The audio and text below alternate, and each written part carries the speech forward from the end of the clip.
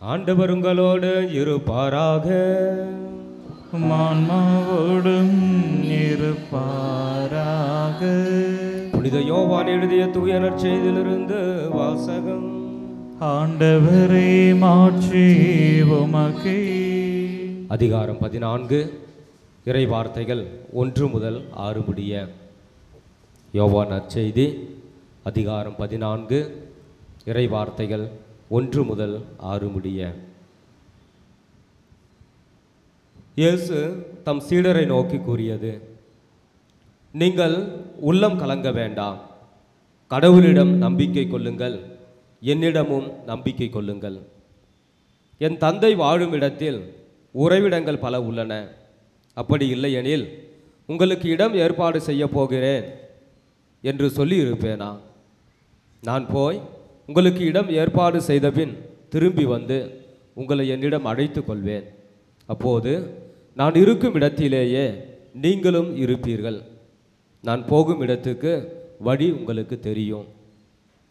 தோமா அவரிடம்: ஆண்டவரே, நீர் எங்கே போகிறீர் என்றே எங்களுக்கு தெரியாது. அப்படி இருக்க நீர் போகும் இடத்துக்கான வழியை நாங்கள் எப்படி தெரிந்து கொள்ள இயலும் என்றார். இயேசு அவரிடம்: வழியும் உண்மையும் வாழ்வும் நானே.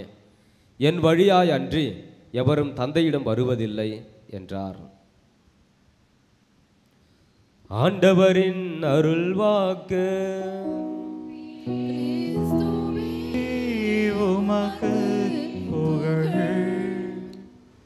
இறை இயேசுவில் பிரியமானவர்களே, உள்ளம் கலங்க வேண்டாம் என்று இன்றைய இறை வார்த்தையின் மையமாக சிந்திக்க உங்களை அன்போடு அழைக்கின்றேன். ஜெர்மனியை சேர்ந்த புகழ்பெற்ற இசைக்கலைஞர் ஒருவர் அங்கிருந்த தேவாலயத்திற்கு செல்லுகிறார். அந்த தேவாலயத்திலே ஒரு புதிதாக வாங்கிய பியானோ ஒன்று அங்கு இருப்பதை அவர் கேள்விப்படுகிறார். அதை வாசிக்க வேண்டும் என்று சொல்லி அந்த இடத்துல போய் வாசிக்கலாமா என்று அங்கு வாசித்து கொண்டிருந்த பியானிஸ்ட்கிட்ட போய் கேட்குறார். அவர் சொல்கிறாரு: இல்லை இல்லை, இதை பங்கு சாமியார் என்னை மட்டும்தான் வாசிக்க சொன்னார், வேறு யாரையும் வாசிக்கக்கூடாது அப்படி என்று சொன்னார். இல்லைப்பா, எனக்கு ஆசையாக இருக்குது, வாசிக்கணும், கொஞ்சம் உதவி செய்வியா அப்படின்னு. சரி, இவருக்கு என்ன தெரிய போகுது அப்படி என்று சொல்லி அவரை வாசிக்க செய்கிறார். அவர் வாசிக்க வாசிக்க அந்த இசையிலே மலைத்து போய், நீங்கள் வாசிக்கிறீங்க, இவ்வளோ நல்லா வாசிக்கிறீங்க, அருமையாக வாசிக்க, நீங்கள் யாராக இருக்கும் அப்படி என்று சொல்லும்போது அந்த நாட்டில் இருந்த புகழ்பெற்ற இசைக்கலைஞர் வெல்கின்சன் என்கின்ற ஒரு பெயரை சொல்லுகிறார். ஐயா, நீங்களா? நீங்கள் இன்னும் தெரியாமல் நான் இப்படி சொல்லிவிட்டேன் என்று சொல்லி அவரிடத்திலே மன்னிப்பை கேட்டார். கிறிஸ்து இயேசுவுக்குள்ளாக பிரியமானவர்களே, உள்ளம் கலங்க வேண்டாம் என்று சொன்னவர் யார் என்று நீங்களும் நானும் அறிந்து கொள்ள வேண்டும். யார் சொன்னது? இயேசு கிறிஸ்து. அவர் யார்? கடவுள், கடவுளுடைய மகன், கடவுள் வாய்ந்தவர். ஆகவே அவருடைய வார்த்தைகள் எந்த அளவுக்கு சக்தி வாய்ந்தது என்று நாம் அனைவரும் அறிந்தது.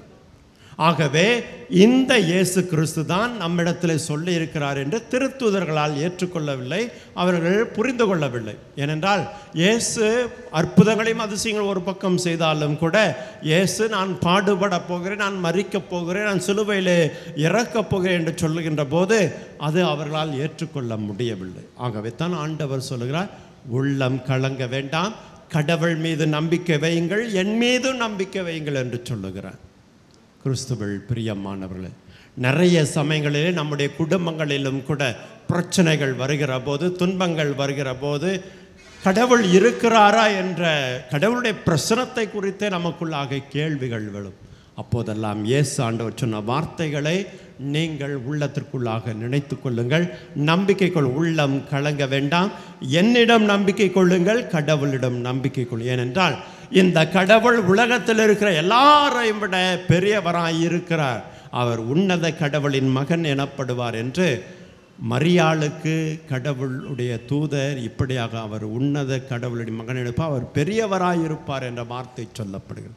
இந்த உலகத்தில் இருக்கின்ற சாத்தானை விட அவர் பெரியவராயிருக்கிறார் என்று திருத்தூதர் அழகாக யோவான் சொல்லுவார். இந்த உலகத்தில் இருக்கிற அவனை விட பெரியவர் நம் ஆண்டவர் இயேசு கிறிஸ்து. சாவை வென்றவராக இருக்கிறார், வாழ்வை கொடுத்தவராக இருக்கிறார், தாம் சொன்னபடியே 3ஆம் நாள் உயிர்த்தெழுதவராக. அதைத்தான் இன்றைய முதல் வாசகத்திலே திருத்தூதர் பவுல் அழகாக சொல்லுகிறார். அவர் இறந்த இயேசு மட்டுமல்ல, இறந்து 3ஆம் நாள் தாம் சொன்னபடியாக உயிர்த்தெழுந்த கடவுளாக இருக்கிறார் என்று திருத்தூதர்கள் தங்களுடைய நம்பிக்கையை சென்ற இடங்களெல்லாம் அறிவித்தார்கள் என்றுவார்கள். அதுபோல பவுலடிகளாரும் கடைசியாக தனது நற்செய்தியாக அதை போதித்தார் என்று. இயேசு ஆண்டவர் இறந்தோரின் கடவுள் மட்டுமல்ல, அவர் இறந்தோரிடமிருந்து உயிர்த்தெழுந்த கடவுளாக இருக்கிறார் என்றுவார். சாவை வென்றவராக இருக்கிறார், வாழ்வை கொடுத்தவராக இருக்கிறார், பாவத்தை வென்றவராக இருக்கிறார், சாத்தானை வென்றவராக இருக்கிறார். இந்த கடவுளுடைய வார்த்தைகள் தான் உள்ளம் கலங்க வேண்டாம் என்ற வார்த்தைகள். இந்த கடவுள் உங்கள் கவலைகளிலிருந்தும் உங்கள் பிரச்சனைகளிலிருந்தும் விடுதலை தரக்கூடிய கடவுளாக இருக்கிறார். இறந்து 4 நாள் கழித்தும் கல்லறையில் அடைக்கப்பட்டு அழுகி நாற்றம் எடுத்த நிலையிலும் கூட லாசரை உயிர்ப்பித்த கடவுள் நம்முடைய வாழ்வுக்குள்ளாக பல நாட்கள் பட்ட பிரச்சனைகளும் கூட தீர்வு சொல்லக்கூடிய கடவுளாக அவர் இருக்கிறார். ஆகவே உள்ளம் கலங்க வேண்டாம். தண்ணீரை திராட்சரசமாய் மாற்றிய கடவுள் உங்களுடைய குறைகளை எல்லாம் அவர் மாற்றக்கூடிய கடவுளாக, உங்களுடைய பலவீனங்களை எல்லாம் பலமாய் மாற்றக்கூடிய கடவுளாக அவர் இருக்கிறார். காற்றையும் கடலையும் அடக்கிய கடவுள் உங்கள் வாழ்வுக்குள்ளாக வருகிற பிரச்சனைகளையும் புயல்களையும் அடக்க வல்லவராயிருக்கிறார். ஆகவே உள்ளம் கலங்க வேண்டாம். கடவுள் மீது நம்பிக்கை வைங்கள். ஆண்டவரே நம்புகின்றோம், இதோ வாழ்வு தரும் வார்த்தைகள் உம்மிடம் தானே உள்ளன என்று பேதுரு சொன்னது போல உங்களாலும் என்னாலும் இந்த பிரச்சனைகள் மத்தியிலே சொல்ல முடியுமா என்று யோசித்து பாருங்கள். இதோ என் கடவுள் சகலத்தையும் படைத்த கடவுள், என் கடவுள் எல்லாவற்றையும் படைத்த கடவுள், எல்லாம் வல்லவராயிருக்கிறார், பராமரிக்கிற கடவுள், விடுதலை தரக்கூடியவர், சாவிலிருந்து வாழ்வை கொடுக்கக்கூடிய கடவுளாக இருக்கிறார். ஆகவே பிரச்சனையை குறித்தும் கவலையை குறித்தும் நான் கவலைப்படாமல் ஆண்டவர் மீது அசைக்க முடியாத நம்பிக்கையை நான் வைப்பேன் என்று நீங்களும் நானும் சொல்ல இன்றைய இறைவார்த்தை நமக்கு அழைப்பு கொடுக்கிறது. ஆகவே இதோ உன்னதரின் நிழலில் வாழ்பவரே, எல்லாம் வல்லவரின் அடைக்கலத்தில் இருப்பவரே, நீர் ஆண்டவரை நோக்கி, நீரே என் புகலிடம், நீரே என் அரண், உம்மிடம் நான் அடைக்கலம் புகுந்துள்ளேன் என்று நீங்கள் சொல்வீர்களா என்றால் அப்போது கொடிய கொள்ளை நோயினும் உங்களை அணுகாது, தீமை உங்களை அணுகாது, துன்பம் உங்களுடைய உறவிடத்தை நெருங்காது என்று திருப்பாடல் ஆசிரியர் 91 சொல்வது போல இது நமது வாழ்விலே சத்தியமாகும், சாட்சியமாகும். ஆகவே ஆண்டவரிடத்தில் அசைக்க முடியாத நம்பிக்கையை வைக்க, ஆண்டவரே எங்களுக்கு நம்பிக்கையை தாரும் என்று சொல்லி இந்த திருப்பலியிலே தொடர்ந்து நாம் ஜெபிப்போம். துன்பத்தில் ஆறுதல் அளிப்பவர் அவர் நல்ல